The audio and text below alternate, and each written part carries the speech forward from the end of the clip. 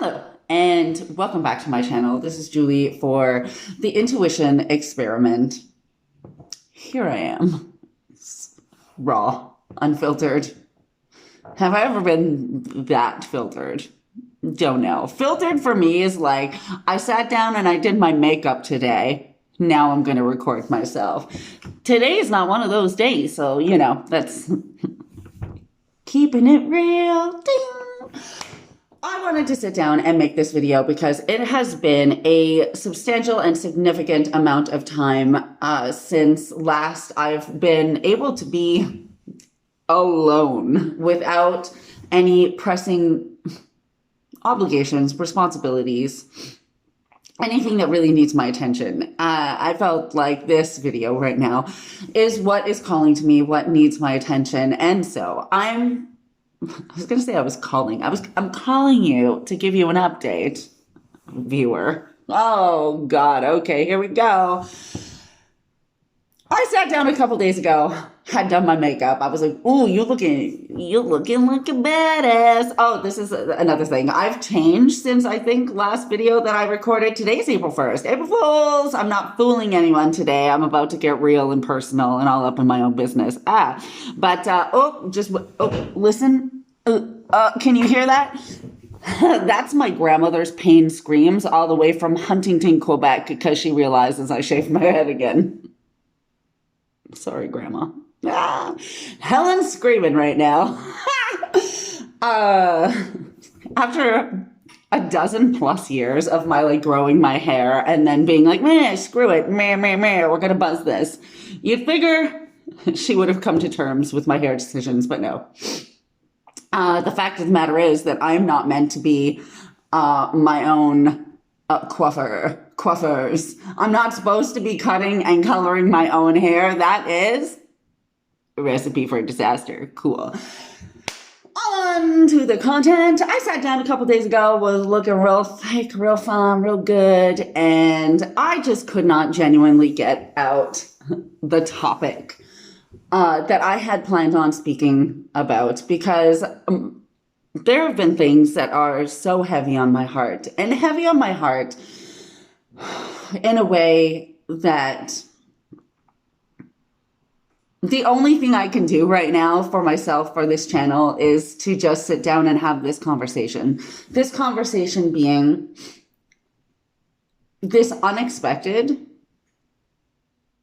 all-consuming purge that has swept over my life. One that I've taken 2 days to let myself feel my feelings. I've taken 2 days to have that soul rattling, purging, all encompassing type cry and cry and cry and I let you go. I let you go. I let you go. I stood in my window 2 days ago and sobbed. And all I could think of saying was, I let you go. I let you go.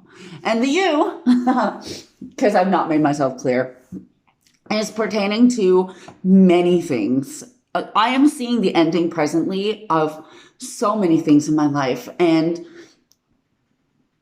I'm in a period of mourning for what is leaving my life, all the while knowing that it is an awesome sign. And there's nowhere to go from this. This is exactly what I'm supposed to be experiencing. There's no comfort to be had any other way. I can't distract myself from this. I literally need to go through this season, this moment of purging myself of the things that were in my life for a long time that can no longer be there. And I feel like in the spiritual community, let me clear, sorry.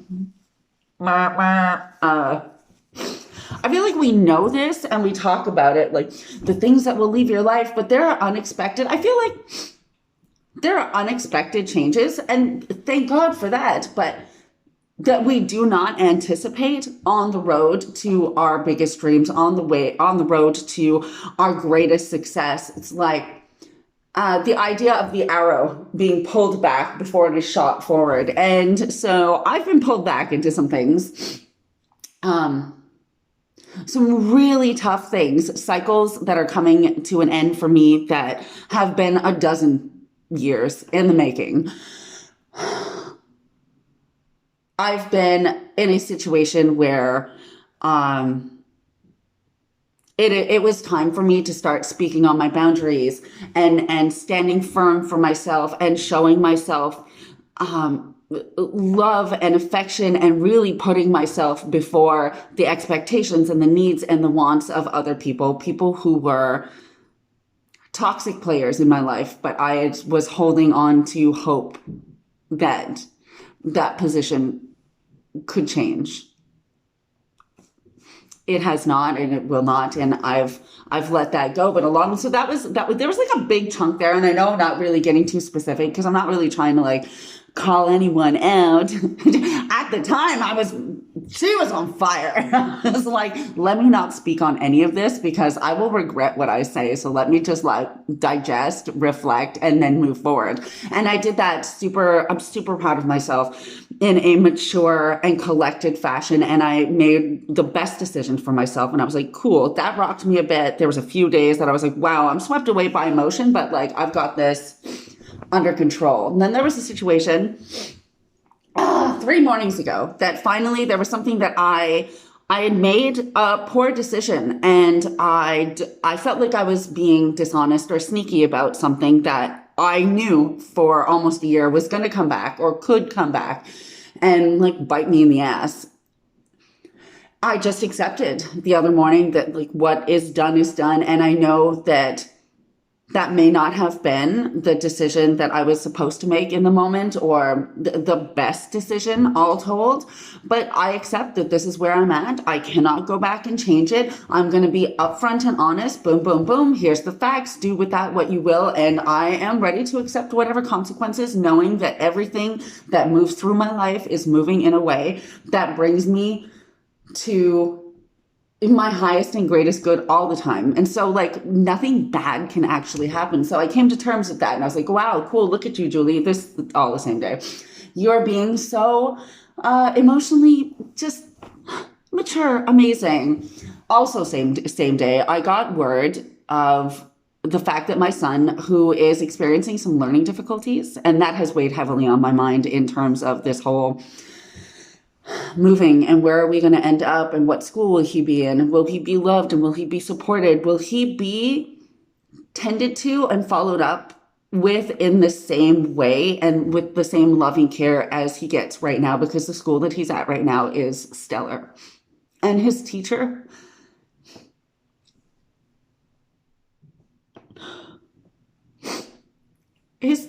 has been awesome. And I just got word that he got into this amazing program for next year that would really help him with his learning. And his teacher pushed long and hard to get him into that. And it was finally go time, essentially, of my having to speak out loud, finally, the fact that we will not be here next year. The fact that I'm sorry, but like after all of your work and after all of your pushing and rooting for us, championing the cause for my son, I have to decline.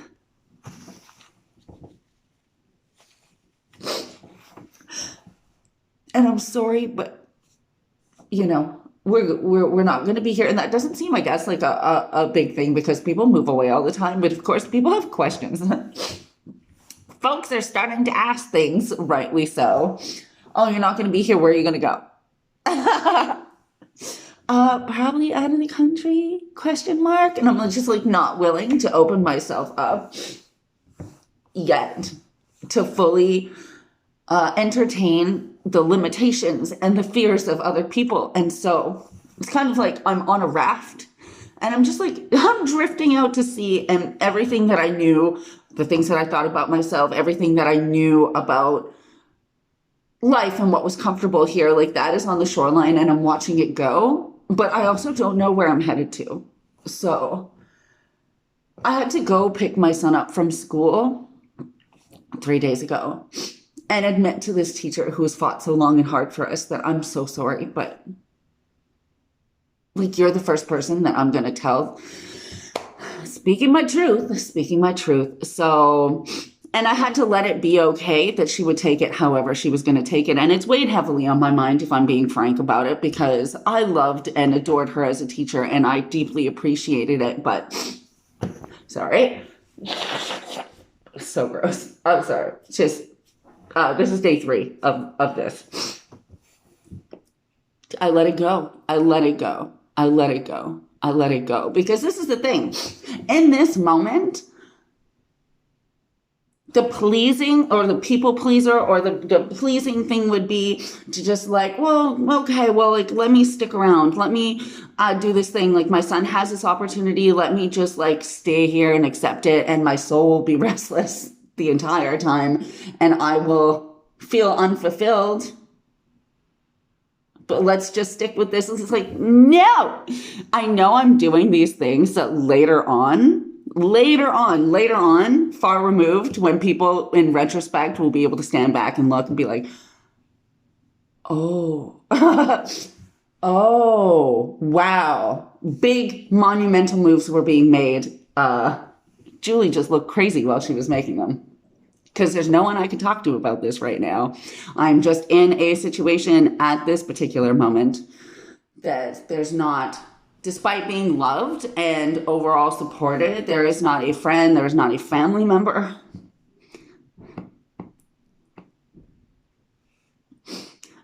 There's no one or nowhere to go with this that I will be understood outside of my spiritual team. And so it's, you know, there's a lot of internal reflection.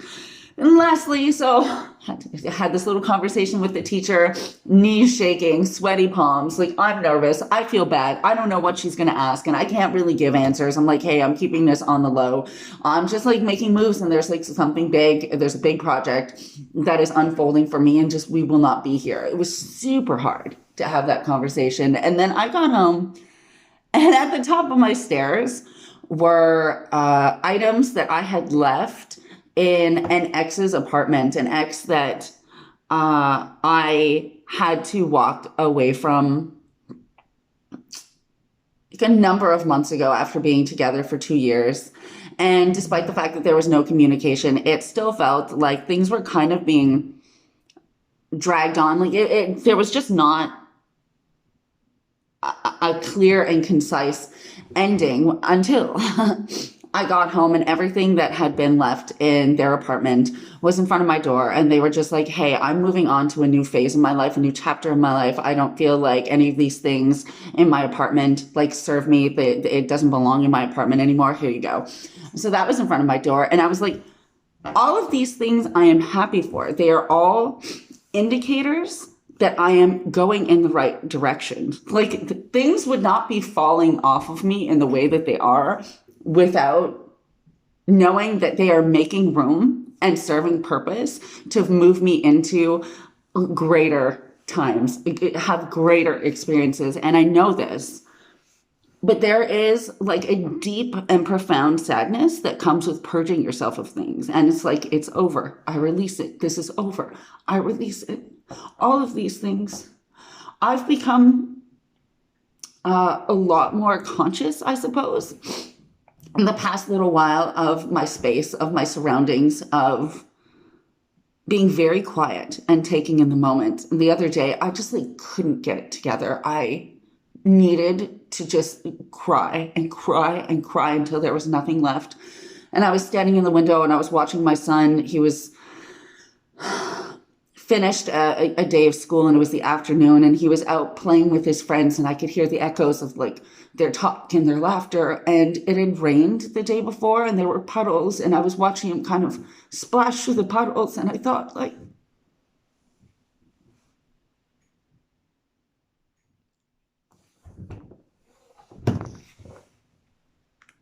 what a beautiful life.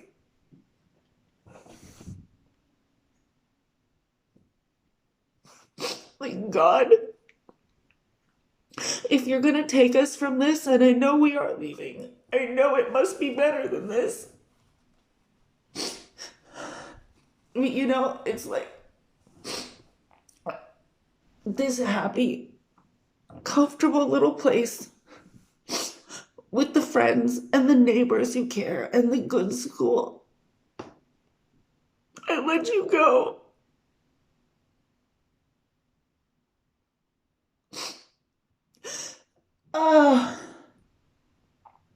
So, I had wanted to kind of sit down and make a video. I was like, who's being real today, Julie? Like, this is day 3 and it's okay. People get this indication, by the way, and I understand why it is. But like sadness automatically equals bad, automatically equals you must escape that feeling, automatically like let me cheer you up. Like, and I understand 100%, and people can only receive where you're at with the level of understanding that they have for themselves. And so like, it is okay to be sad. And this is the thing, I have been around my son. I mean, he's obviously seen a big change in me over the past couple of days, and it's been so vitally important for me that I am openly expressing my sadness in front of him. That, not my meltdowns, like I go have a long shower and just like weep until there's nothing left. But like we have the conversations of, Mommy is sad right now because there are a lot of changes and a lot of things leaving my life. And there are big feelings that I'm having to feel right now. And it's okay. And like, I've been so proud of myself because I have been openly sad in front of my child, knowing that I serve him in the way of showing him how to feel your feelings. Because like, I've been so kind to myself. I've been speaking very nicely to myself. I've been doing things that bring me. She's just a dripaholic today. I'm sorry. Okay. I've been participating in things that bring me joy. Cooking is one of those things. I've been cooking a bunch. I have been sitting down and relaxing on the couch. I've been watching things that genuinely like make me laugh or bring me joy. And I've just been like taking really good care of myself. And it is essential for him to know that there will be times in your life, times of great sadness, times of purge. There will be difficult emotions, and you can feel those and navigate them still in a way that you are able to take care of yourself in the best and most caring way possible. So that is what I have been doing. A week ago was my son's 8th birthday. Dealt with that like a champion. And it's almost sad to like see it go. I know that that is his last birthday here. There's a lot of like last things. There's a lot of last things in my cooking. I've been taking out my antique dishes, and like I made a cake yesterday in some of the bowls that I know like my ancestors would have used. And I'm very like quiet and very conscious about the fact like I'm here right now. I'm using this dish. Like I am appreciating this moment. I'm connecting to the energy. Like I let it go. I let it go. I'm here now and I love it, but I let it go. Like I will not stay bound to any of this. So this is, wow, almost 20 minutes. Folks, you're in for a rock and roll good time as I pick my nose with a Kleenex. That's just where it is. That's just where it's at for the sake of maintaining transparency on this channel. Like, yeah, we want to talk about you can live the life of your dreams and beautiful and amazing things absolutely are your birthright. But it comes through moments like this, and it is okay. It doesn't mean that you've deviated from your path or what is for you or these amazing and beautiful things. It just like growth sometimes looks like this. I'm looking at myself like growth looks like this. Yeah. You're still a baddie any day, any moment. I'm telling myself as I tell you, audience. That's what's been going on. That's what's been going on. So I'm allowing, I am purging, I am feeling my emotions. I know that I am being pulled back to be, bam, propelled further along. That's in a 20-minute nutshell. That's what's up. So, cool. I am glad, however, that I just get to sit down and have this conversation. I can have it nowhere else. Wrapping up. For anybody making big moves, whatever that might look like to you, whatever is a big move for you. I just want to reiterate the fact that to many other people, you are probably going to look crazy. And it's like, it's okay. It's okay if they don't understand you. It's okay if they don't agree with you. As long as you know in the core of your being, like in the pit of your stomach, what is for you, be immovable in that. The rest, it just sways around. You're like, boom, out of my way. Hey, self-doubt even. Yeah, we're going to swat away all of these things. There's a goal. We have a vision. We will be tunnel vision, Julie vision. We're going to have Julie vision and just keep the eye on the prize that I'm not sure what it is. Pretty sure it's great. So general life update. That's where it's at. And hey, it's got to be said. Someone had to say it. Here we are. I said it. Okay, love you. Catch you in another one.